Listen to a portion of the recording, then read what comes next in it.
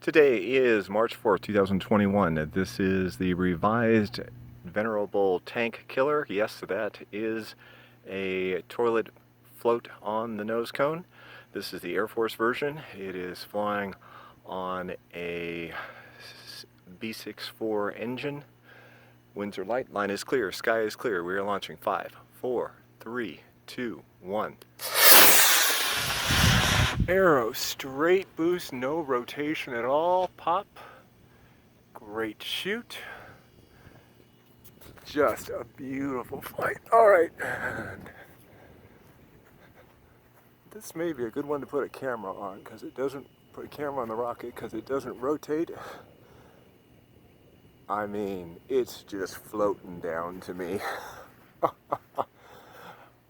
I think the wadding is going to land before the rocket. Okay, now we're in the sun, floating away from me. Okay, not quite perfect, but pretty darn good.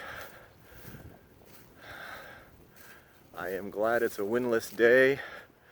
This thing is just hanging there. And soft touchdown. Very nice. Better get it before it drags away.